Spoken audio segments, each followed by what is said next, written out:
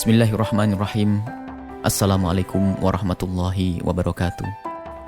Membangun dengan cinta. Diceritakan bahwa pada suatu ketika Al-Imam Muhammad Al-Baqir mendengar berita tentang perzinaan. Seketika itu juga wajah beliau berubah menjadi pucat dengan bibir bergetar yang disertai titikan air mata. Lalu perlahan beliau berkata, mereka adalah umat Nabi Muhammad SAW.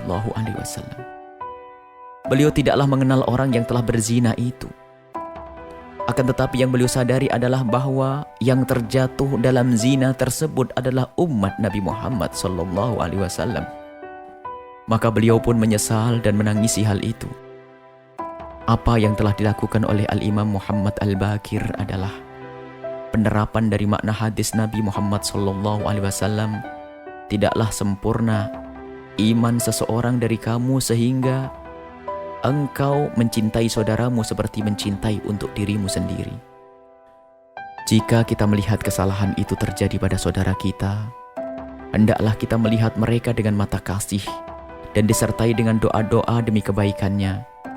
Sebab jika bukan karena perlindungan Allah pada kita, maka kesalahan itu pun bisa saja terjadi pada diri kita.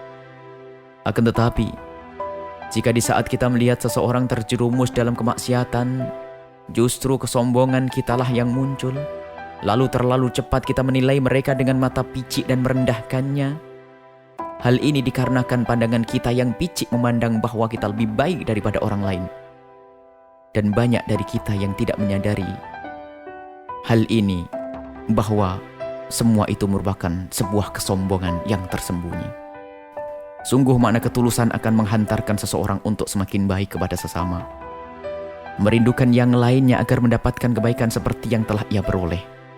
Artinya, ada kemuliaan dan kehinaan yang tersembunyi di balik cara pandang kita.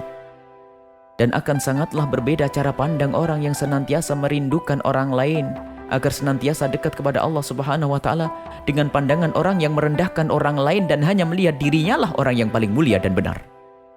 Sebagai contoh, ketika kita melihat saudara kita mabuk-mabukan, apa kira-kira yang ada di hati kita saat itu? Akankah hati kita terenyuh, menangis, kemudian memohon kepada Allah agar mengangkat saudara kita dari kehinaan dan mengampuni dosa-dosanya? Atau justru malah sebaliknya, kita melihat mereka dengan mata picik, meremehkan dan menghinakan mereka? Itu adalah dua cara pandang yang berbeda, yang bersumber dari hati yang berbeda. Yang membedakan adalah cinta dan kesombongan. Menata hati agar senantiasa sadar akan kekurangan dirinya, akan meredam luapan semangat untuk memperhatikan celah orang lain dengan mata meremehkan. Dan hal itu akan menjadikan dirinya amat berhati-hati di dalam melihat celah orang lain.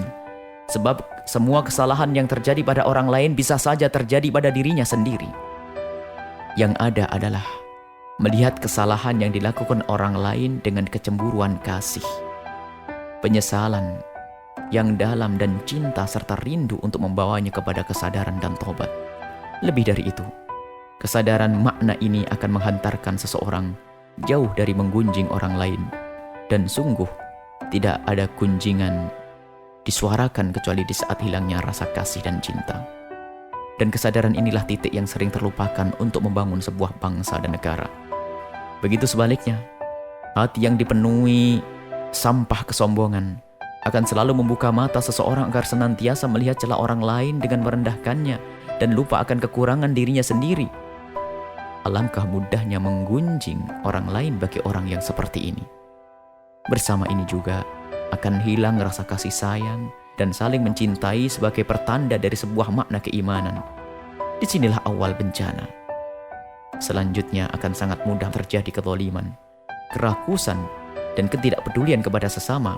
Dan di saat itu amatlah sulit dibangun suatu masyarakat, bangsa, dan negeri yang aman, tentram, dan damai. Wallahu a'lam bishawab. Buya Yahya. Assalamualaikum warahmatullahi wabarakatuh.